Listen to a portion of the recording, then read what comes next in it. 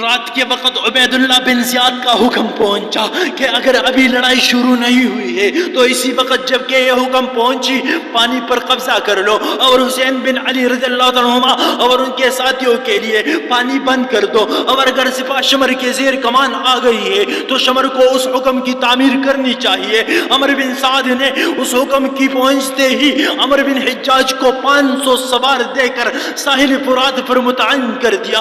اتفاقاً دن میں امام حسین رضی اللہ تعالیٰ عنہ کے ہمراہیوں نے پانی اپنے لیے نہیں بھرا تھا، ان کے تمام برتن خالی ہو گئے تھے۔ رات کو جب پانی بھرنا چاہا تو معلوم ہوا کہ دشمنوں نے پانی پر قبض کر لیا ہے۔ امام حسین رضی اللہ تعالیٰ عنہ نے اپنے بھائی عباس بن علی رضی اللہ تعالیٰ عنہ کو 50 آدمیوں کی ہمراہ پانی لینے کو بھیجا کہ زبردستی پانی لائے، مگر ان ظالموں نے پانی نہ لینے دیا۔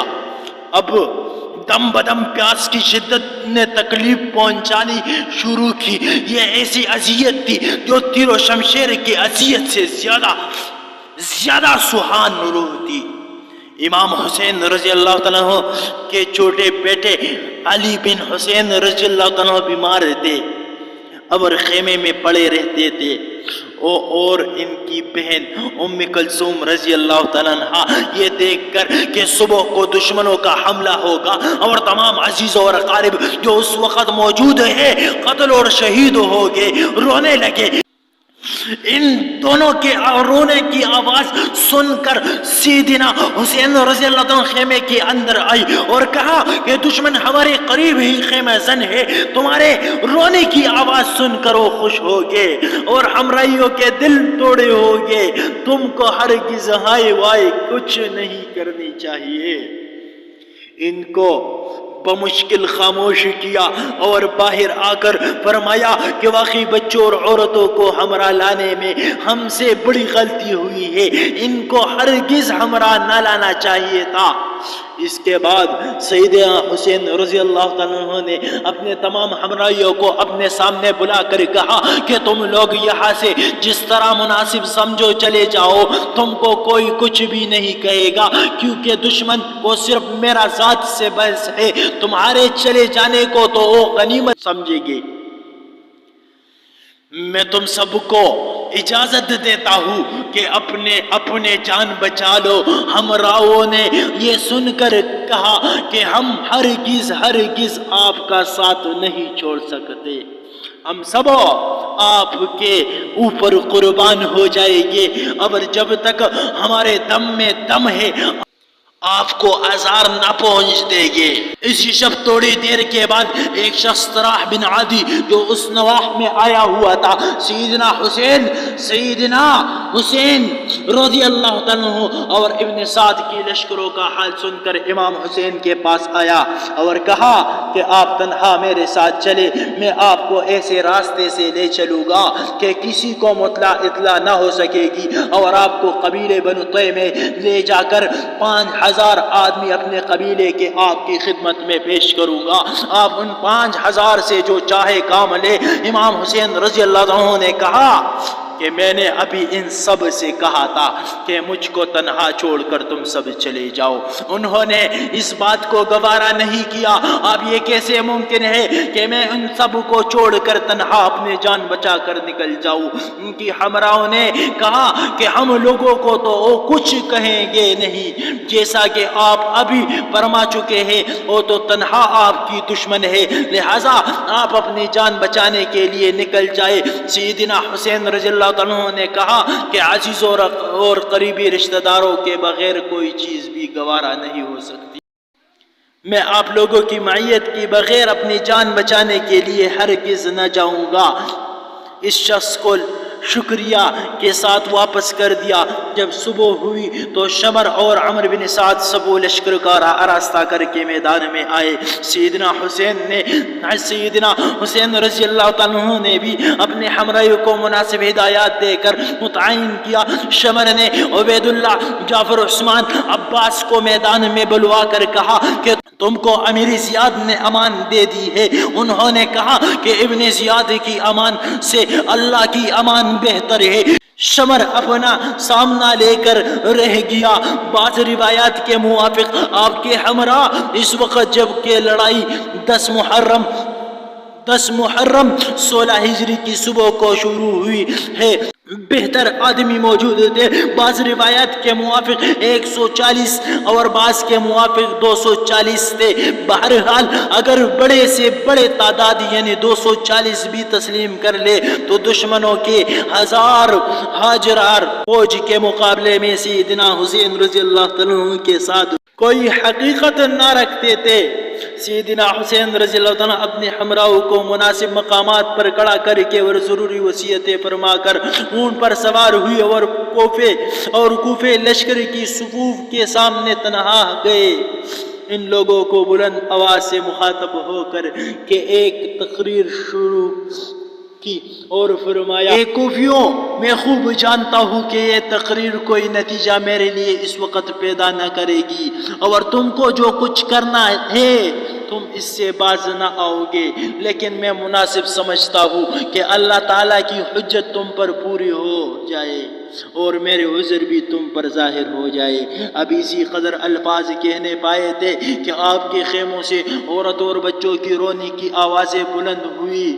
ان آوازوں کی سننے پر آپ کو سخت ملال ہوا اور سلسلے کلام کو روک کر اور لا حول پڑھ کر آپ نے کہا کہ عبداللہ بن عباس مجھ سے سچ کہتے تھے کہ عورتوں اور بچوں کی ہمراہ نہ لے جاؤ۔ مجھ سے غلطی ہوئی کہ میں نے ان کی مشورے پر عمل نہ کیا۔ پھر لوٹ کر اپنے بھائی اور بیٹوں کو پکار کر کہا کہ ان عورتوں کو رونے سے منع کرو اور کہو کہ اس وقت خاموش رہو، کل خوب دل بھر کر رو لینا۔ انہوں نے عورتوں کو سمجھایا اور آوازیں بند ہوئی۔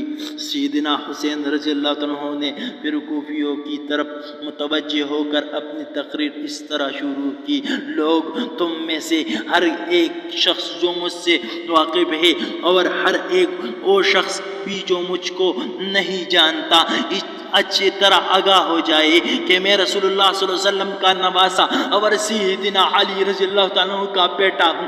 سیدنا فاطمہ رضی اللہ تعالیٰ عنہ میری ماں ہے اور جعفر طیار رضی اللہ تعالیٰ عنہ میرے چچا تھے۔ اس فخر نسبی کے علاوہ مجھ کو یہ فخر بھی حاصل ہے کہ رسول اللہ صلی اللہ علیہ وسلم نے مجھے اور میرے بھائی حسن رضی اللہ عنہ کو جوانان اہل جنت کا سردار بتایا ہے۔ اگر تم کو میرے بات کا یقین نہ ہو تو ابھی تک رسول اللہ صلی اللہ علیہ وسلم کے بہت سے صحابی زندہ ہیں، تم ان سے میرے اس بات کی تصدیق کر سکتے ہو۔ میں نے کبھی وعدہ خلافی نہیں کی، میں نے کبھی نماز قضا نہیں کی اور میں نے کسی مومن کو قتل نہیں کیا اور نہ آزار پہنچایا۔ اگر عیسیٰ علیہ السلام کا گدہ بھی باقی ہوتا تو تمام عیسائی قیامت تک اس کی گدے کی پرورش اور نگہداشت میں مصروف رہتے۔ تم کیسے مسلمان اور کیسے امتی ہو کہ اپنے رسول کے نواسے کو قتل کرنا چاہتے ہو؟ نہ تم کو اللہ تعالیٰ کا خوف ہے نہ رسول اللہ صلی اللہ علیہ وسلم کی شرم ہے۔ میں نے جب کہ سارے عمر کسی شخص کو بھی قتل نہیں کیا تو ظاہر ہے کہ مجھ پر کسی کا قصاص بھی نہیں۔ پھر تم بتاؤ کہ تم نے میرے خون کو کس طرح حلال سمجھ لیا؟ میں دنیا کی جھگڑوں سے آزاد ہو کر مدینہ میں رسول اللہ صلی اللہ علیہ وسلم کے قدموں میں پڑا تھا، وہاں بھی مجھ کو نہ رہنے دیا۔ پھر مکہ معظمہ کے اندر بیت اللہ میں مصروف عبادت تھا۔ تم کوفیوں نے مجھ کو وہاں بھی چین نہ لینے دیا اور میرے پاس مسلسل خطوط بھیجے کہ ہم تم کو امارات کا حقدار سمجھتے اور تمہارے خلافت کرنا چاہتے ہیں۔ جب تمہارے بلانے کی مواقف میں یہاں آیا تو اب تم مجھ سے برگشتہ ہو گئے۔ اب بھی اگر تم میرے مدد کرو تو میں صرف یہ چاہتا ہوں کہ مجھ کو قتل نہ کرو اور آزاد چھوڑ دو تاکہ میں مکہ یا مدینہ میں جا کر مصروف عبادت ہو جاؤں، اور اللہ تعالیٰ خود اس جہان میں فیصلہ کر دے گا کہ کون حق پر تھا اور کون ظالم تھا۔ اس تقریر کو سن کر سب خاموش رہے اور کسی نے کوئی جواب نہ دیا۔ تھوڑی دیر انتظار کرنے بعد سیدنا حسین رضی اللہ عنہ نے فرمایا، اللہ تعالیٰ کا شکر ہے کہ میں نے تم پر حجت پوری کر دی اور تم کوئی عذر پیش نہیں کر سکتے۔ پھر آپ نے ایک ایک کا نام لے کر آوازیں دی کہ اے شبت بن ربیعی، اے حجاج بن حسن، اے قیس بن اشعث، اے حرب بن یزید تمیمی، اے فلاں اے فلاں، کیا تم نے مجھ کو خطوط نہیں لکھی تھی اور مجھ کو باصرار یہاں نہیں بلوایا تھا؟ اب جب کہ میں یہاں آیا ہوں تو تم مجھ کو قتل کرنے پر آمادہ ہو۔ یہ سن کر ان سب لوگوں نے کہا کہ ہم نے آپ کو کوئی خط نہیں لکھا اور نہ آپ کو بلایا۔ سیدنا حسین رضی اللہ عنہ نے وہ خطوط نکالی اور الگ الگ پڑھ کر سنائی کہ یہ تمہارے خطوط ہے۔ انہوں نے کہا کہ خواہ ہم نے یہ خطوط بھیجے ہیں یا نہیں بھیجے، مگر اب ہم علل اعلان آپ سے اپنے بیزاری کا اظہار کرتے ہیں۔ یہ سن کر حسین رضی اللہ عنہ اونٹ سے اترے اور گھوڑے پر سوار ہو کر لڑائی کے لیے مستعد ہو گئی۔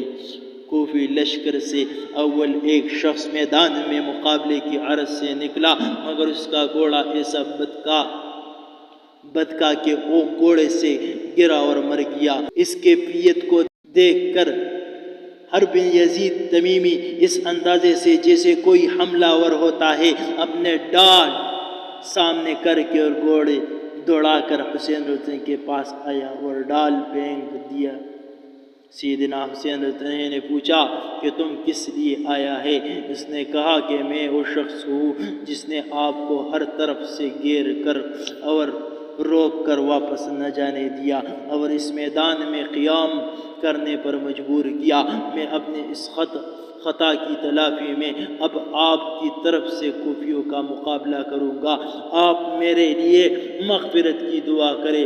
حسین رضی اللہ عنہ نے اس کو دعا دی اور بہت خوش ہوئے۔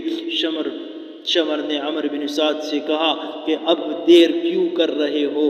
عمر بن سعد نے فوراً ایک تیر کمان جوڑ کر سیدنا حسین رضی اللہ عنہ کے لشکر کی طرف پھینکا اور کہا کہ تم گواہ رہنا کہ سب سے پہلا تیر میں نے چلایا ہے۔ اسی کے بعد کوفیوں کے لشکر سے دو آدمی نکلے۔ سیدنا حسین رضی اللہ عنہ کی طرف سے ایک بہادر نے مقابلے پر جا کر دونوں کو قتل کر دیا۔ پھر اسی طرح لڑائی کا سلسلہ جاری ہو، دیر تک مبارزت کی لڑائی ہوتی رہی اور اس میں کوفیوں کی زیادہ آدمی مارے گئے۔ پھر اس کے بعد سیدنا حسین رضی اللہ عنہ کی طرف سے ایک ایک آدمیوں نے کوفیوں کی صفوف پر حملہ کرنا شروع کیا۔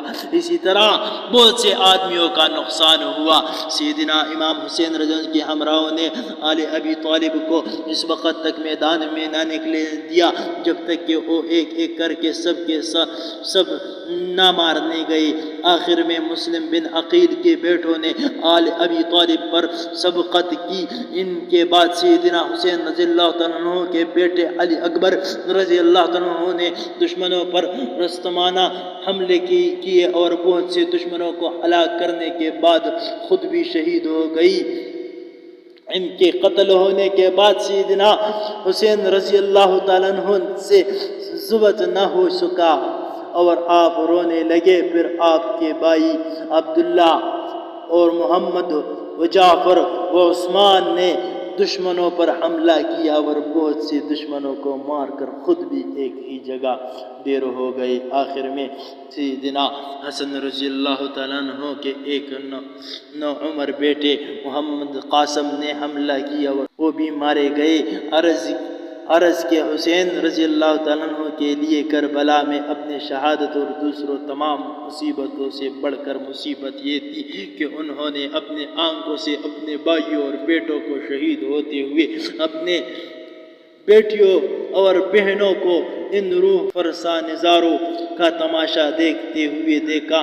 سیدنا حسین رضی اللہ عنہ کے ہمراہی اور خاندان والوں نے ایک طرف اپنے بہادری کے نمونے دکھائی تو دوسری طرف وفاداری اور جان نثاری کی بھی انتہائی مثالیں پیش کر دی۔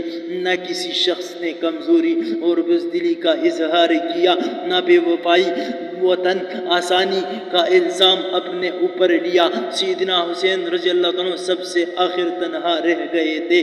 خیمے میں عورتوں کی سوا صرف علی بوسط معروف بزید عابدین جو بیمار اور چھوٹے بچے تھے باقی رہ گئے۔ عبیداللہ بن زیاد ظالم نے یہ بھی حکم بھیج دیا تھا کہ سیدنا حسین رضی اللہ عنہ کا سر مبارک کاٹ کر ان کی لاش گھوڑوں سے یہاں تک پیمال کر آئی جائے کہ ہر ایک عضو ٹوٹ جائے۔